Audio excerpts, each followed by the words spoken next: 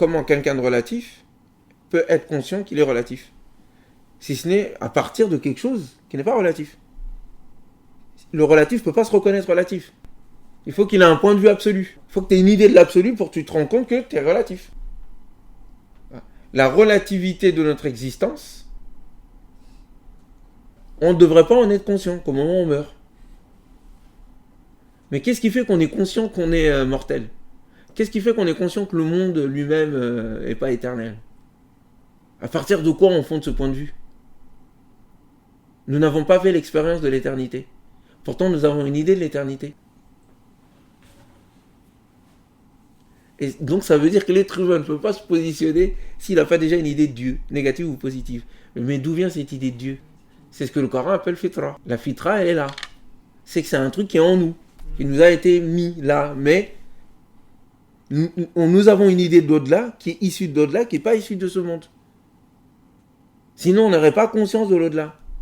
Ou en tout cas, la possibilité de cet au-delà. Ça, c'est un premier élément. Deuxième élément, la transcendance divine est nécessaire donc pour soutenir la liberté humaine.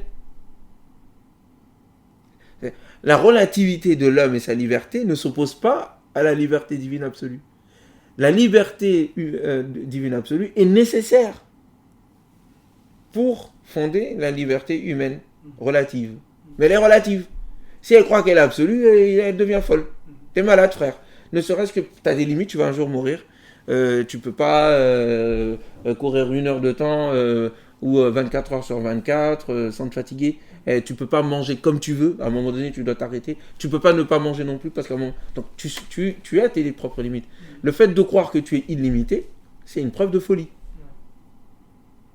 Donc quand tu as déjà cette idée-là, et l'existence de l'univers et de ses lois n'est pas remise en cause avec l'idée que Dieu est omnipotent. Dieu est omnipotent. Oui. Les règles de l'univers ne sont pas nécessaires. Elles auraient pu être autrement. Mais qu'est-ce qui fait qu'elles sont stables? Parce que Dieu l'a décidé.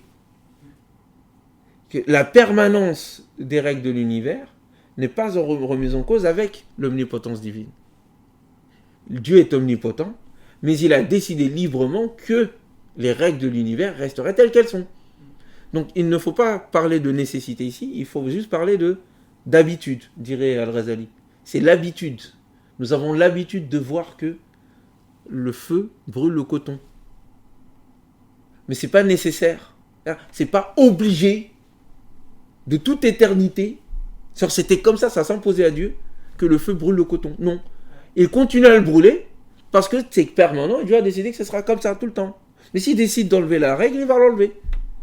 Donc, Dieu est libre, il n'est pas forcé, mais il a décidé, pour nous mettre à l'épreuve, que les règles sont permanentes dans l'univers.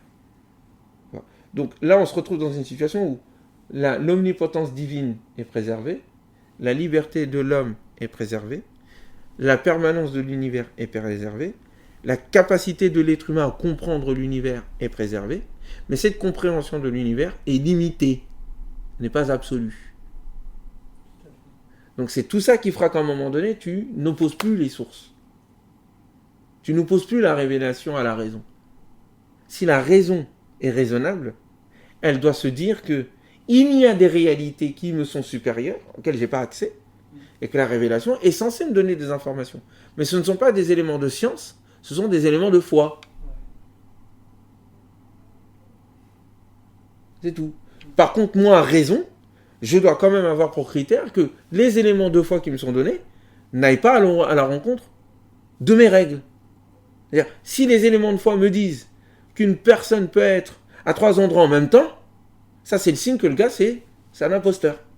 Parce que Dieu ne peut pas me donner une information qui va à l'encontre des règles de la raison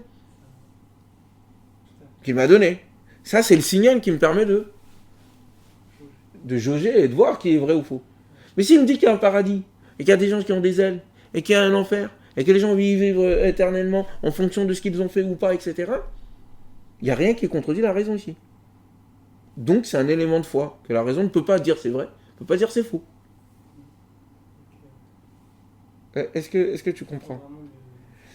Donc ici, la raison cherche juste de dire, ma prérogative, c'est d'étudier l'univers. J'étudie les règles, les lois, de comprendre l'univers physique et l'univers historique.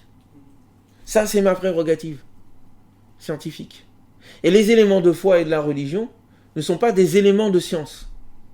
Ce sont des informations qui me sont données. Je les prends ou je les prends pas. Mais si je décide de ne pas les prendre, il faut que... tu peux pas dire ici parce que c'est contre la raison. La raison n'a pas son mot ici. Ça, c'est toi et ta décision. Donc ici, c'est la volonté humaine qui prend le pas sur la raison morale.